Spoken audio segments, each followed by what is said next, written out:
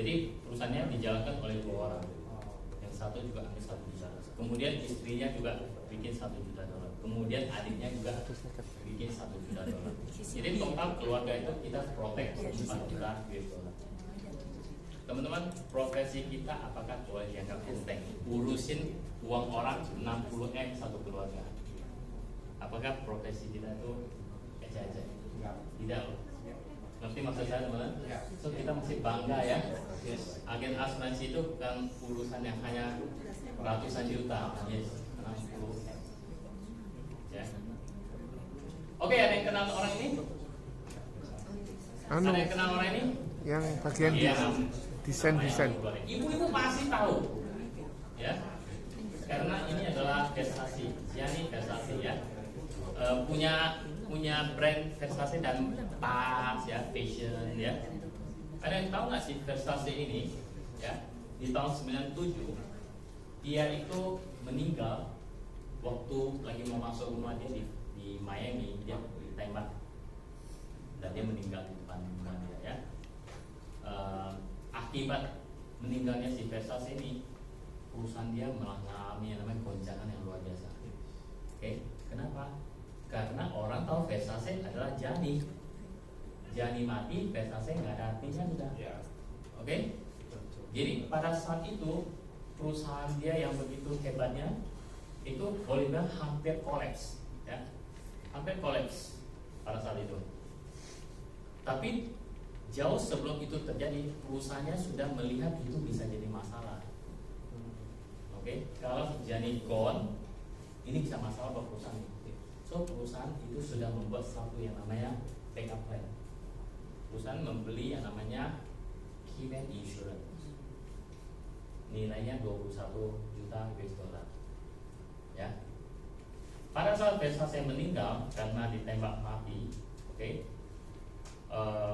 Perusahaan mengalami goncangan luar biasa, tapi karena ada pengumuman dari corporate PR-nya bahwa kita ada yang namanya Keybank Insurance bahwa 21 juta dolar, oke?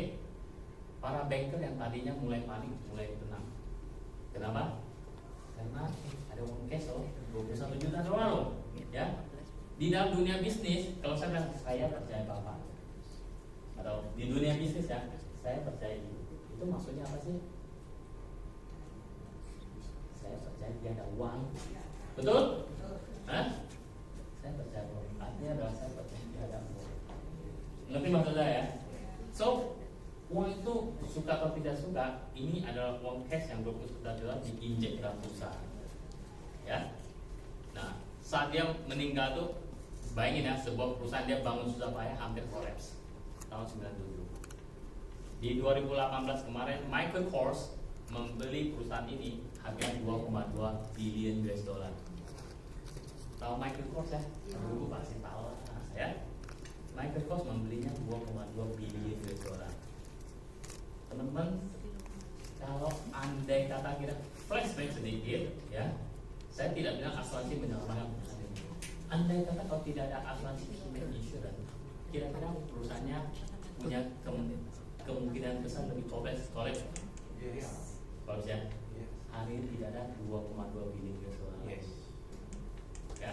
Jadi peran Keybank Insurance itu sangat penting menjaga kepercayaan stakeholder pada saat itu sehingga company bisa continue perform sampai pada waktunya dia jual nilainya luar biasa. Itu Keybank Insurance, tidak banyak pemainnya di Indonesia. Ya, kalau teman-teman jeli ngerti itu bisa jadi agent yang hebat di bidang ini ya. Oke, saya coba-coba menerangkan konsep Keybank Insurance ini ya. Saya coba-coba. So waktu itu ada nasabah, kebetulan saya tahu persis perusahaan ini tanpa orang ini kolaps pasti. Karena apa? Kalau nggak ada dia, cek nggak bisa keluar, nggak ada dia, deal nggak bisa dilakukan. Kalau nggak ada dia, kayaknya semua keputusan harus dia. Kalau nggak ada dia, nggak jalan. Oke, so saya bilang dia, lu tahu apa yang investasi? Dan tahu kenapa yang mau saya ceritain. Oke, saya cerita.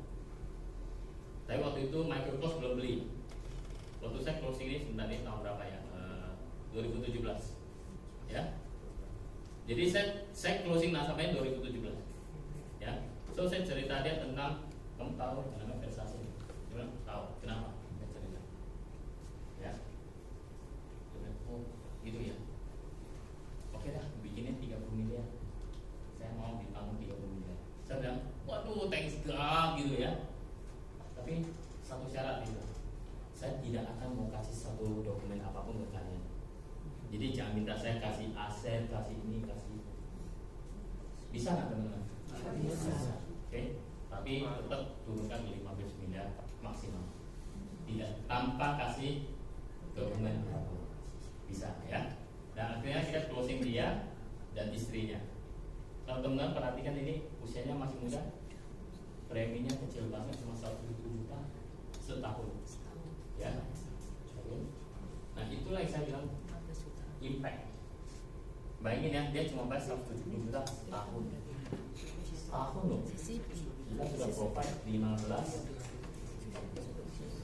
Ya. Kalau dia store 10 tahun berapa sih yang dia store? 1,7 M. 1,7 masih nggak ada apa-apanya dengan 15 betul? Ya. So kita juga bungkus ini dengan sebuah cerita tentang dimensi itu. Oke, sampai di sini tinggal 2 slide lagi saya ingin selesaikan. So teman-teman, saya memang secara DNA belajar dari agent yang nggak ngerti apa-apa, belajar dari kelas yang seperti ini, belajar dari kelas yang training, belajar dari para leader, ya. Kemudian sendiri mengembangkan sampai hari ini, ya. Tapi saya juga menjadikan klien itu, saya kadang juga rekrut mereka jadi agent, ya. Ketika hubungan sudah baik, ketika agent sudah melihat kita bukan lagi sekedar salesman, ya, dia jadikan kita teman baik, ya. Kalau sudah namanya teman baik, kita kalau mau rekrut bisa nggak jadi agent? Bisa dong, ya. Pak masih rekam nggak ya? Oke, ya. Oke, buat konsumsi sini aja ya. Nah, filosofi ini juga saya terapkan ke agent saya. Kalau banyak tanya, Pak gimana sih kamu ngurus tim saya nggak punya rahasia ngurus tim saya. Saya cuma bilang tidak, ini loh yang saya lakukan, ikutin apa yang saya lakukan ya. So ini adalah tim saya punya tim nggak banyak ya. Ini ada beberapa AD yang ini waktu kita ke Paris dan Santorini.